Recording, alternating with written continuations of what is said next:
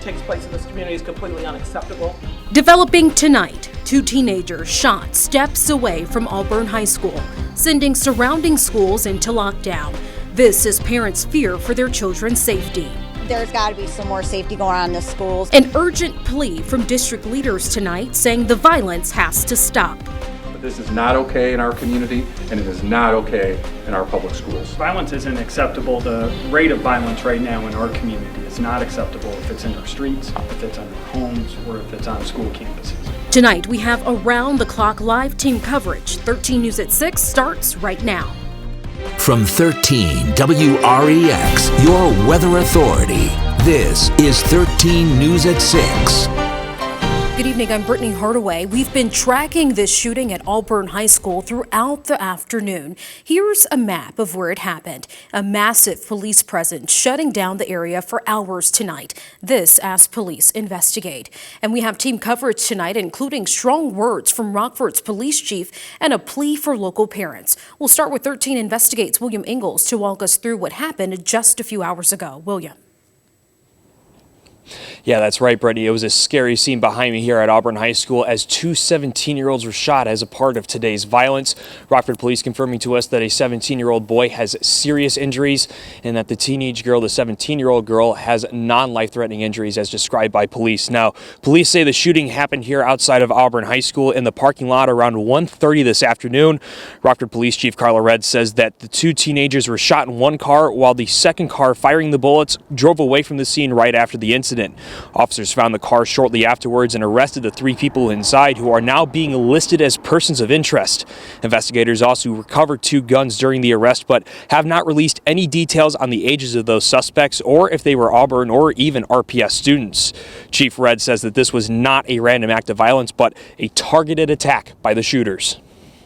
Our shooters, I believe, know exactly who they were going after. So once again, not the random gunfire, but intentional targets that they are going after.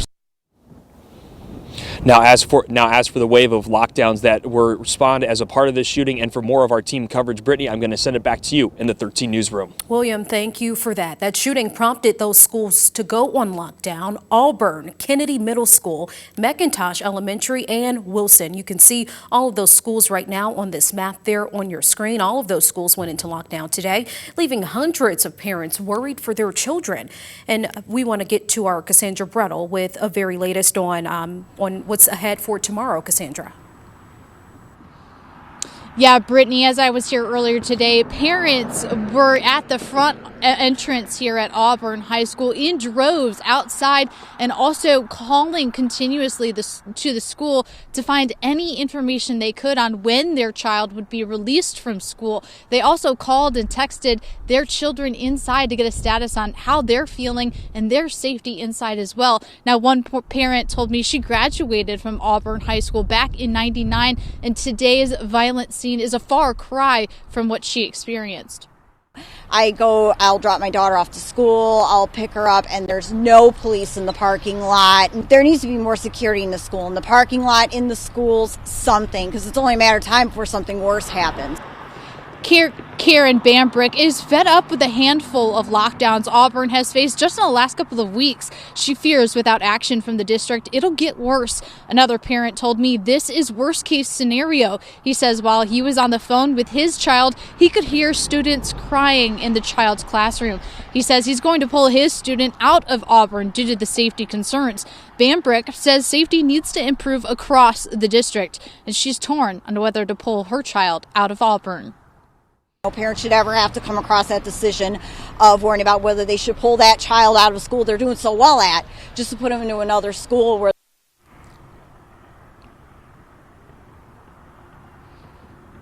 Bambrick is pleading with parents to get involved, go to meetings as well, and create a better environment in and out of school so that this doesn't happen again.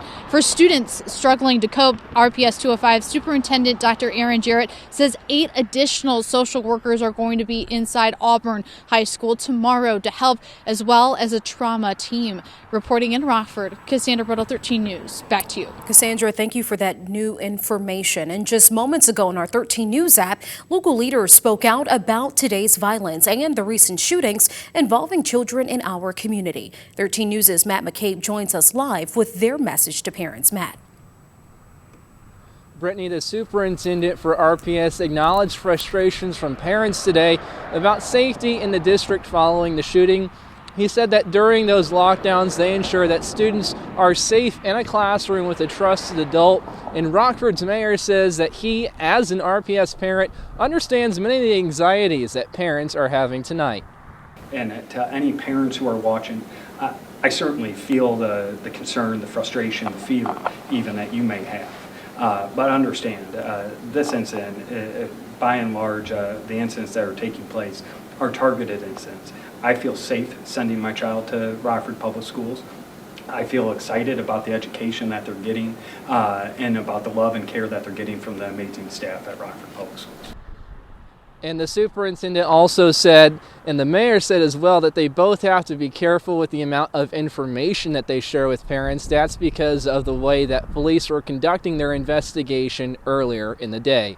Brittany, back to you. Matt, thank you for that. If you missed any of our coverage this evening on this developing story, you can learn more about this story on our 13 News app. If you don't have it, you can download it for free in the Apple or Google Play Store.